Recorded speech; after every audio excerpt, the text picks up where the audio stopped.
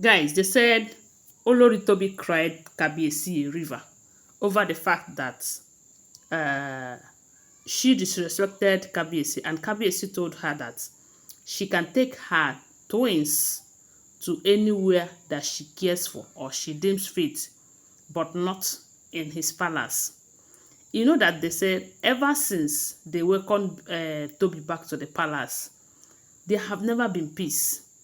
And before her arrival, Kabiyesi celebrated 1 week or 1 week plus that he have experienced maximum peace in the palace without receiving woto from anybody. But ever since that last Sunday that they welcomed her, they said it has been from one problem to the other, even to the point that her family members have started coming to the palace to speak on her behalf. Imagine that. And information have it that before she entered the palace, before that day of her welcome back, they have let her know that they have prepared a place for her in the Olori quarters.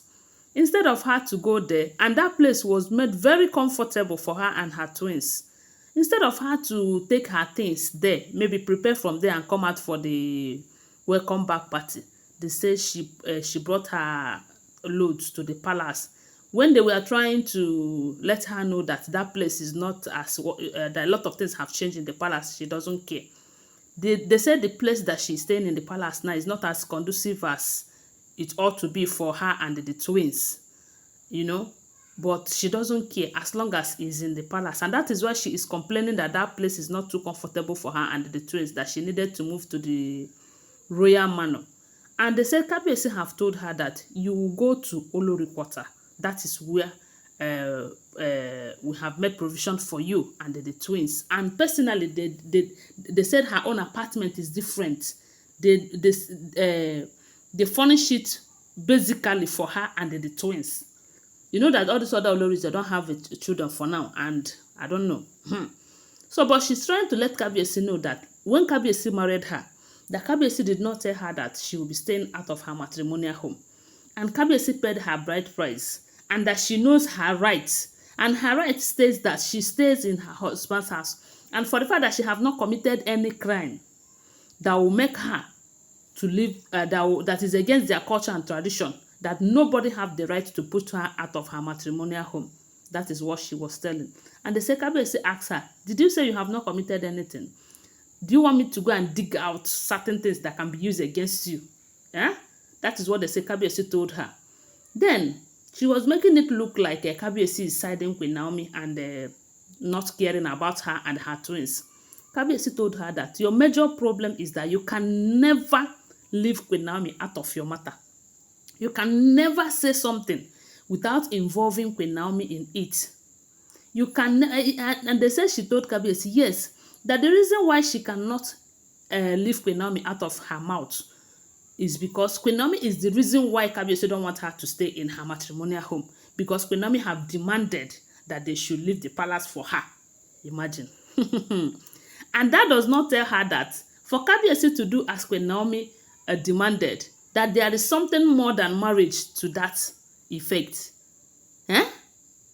They said that at some point, when at first Kabiyesi was saying that if you want to go to, okay, there was a time she said instead of her to go and live in that Olori quarters, that she will go back to Ikoyi and stay there.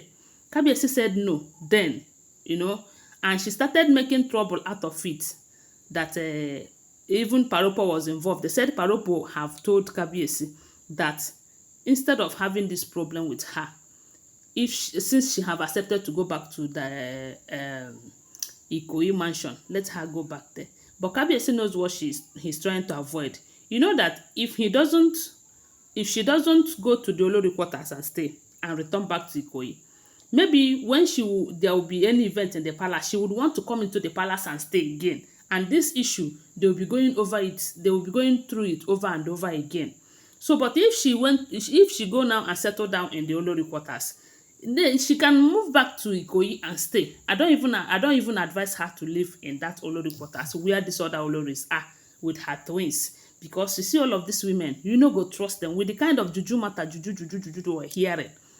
I don't think it's a safe place for her to be, even in that palace. Let her take her twins and go away from the palace, or maybe from the Olori quarters until they grow up But they said the way she was making trouble out of it, the way she was making it look like she have the final say here, that Kabiyesi is supposed to treat her special, that she is a special queen with a special children, with special gift and all of that. Kabiyesi told her that, look, at this point, that he doesn't have strength to argue with you again, that if you don't want to stay in the Olori quarters, you can take you and your children. Okay, because the reason why Kabiyesi answers her in that sarcastic manner is because she told Kabiyesi that if Kabiyesi refuses her to stay in the palace, that she is going to take these children and go to far away where Kabiyesi will not see her or see the children again. And that was when Kabiyesi told her that, look, you can go to anywhere you want with these children. I do not care. You can even take them to the moon. I don't care. I have other children. No, don't think that they are the only. I have a son. I have my first son, which is Tadenikawo. I have my first daughter, which is Adiola. I have Adewamiwa. These ones are just small now. If you think they cannot get to me because of you, suit yourself. They say she cried. At that point, she knows that Kabiyesi does not care. Because I was thinking that the reason why she is saying all of this is because she thought that she was going to use these children to get Kabiyesi to do what she wants. You know, and maybe that is what her mind was telling her. But she never knew that Kabiyesi is way beyond that. Kabiyesi is not looking for a child now. If it is a man that is childless now, they will say, hey, she have the twins for her. For him, he will be looking at her face every now and then, doing everything as she said. Unless her juju became too strong. But as long as that juju know the work again, Kabiyesi cannot do as Tobi say. Kabiyesi will always do what is right. And that will not stop him from taking care of Queen Naomi and Tadenikawo, who are his major priority. Because these are the people that matter so much to Kabiyesi now. I'm not saying the twins, they don't matter. They matter to him. But if you remember the way things are going, if you see the way things are going, but during the welcome back, you find out that the difference is clear.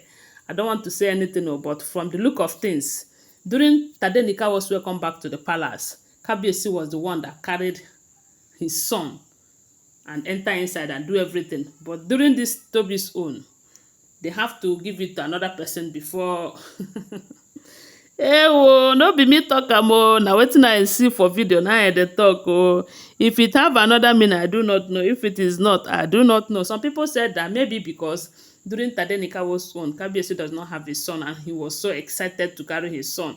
You know, but during this Tobi's own, that he wasn't feeling that so excited again. I don't know. Make I laugh, Jerry. Anyway, guys, I don't know what you guys think about this issue. They say she cried so much because she never expected Kabiyesi to tell her that she can take the children to anywhere as long as he have Tadenikawo, that he doesn't care. Anyways, like I told you, these are all alleged information, okay? Always bear that in mind. They are rumors, okay? Please subscribe to my channel, follow my page, give this video a thumbs up, and share my video. I love you guys. Bye. See you.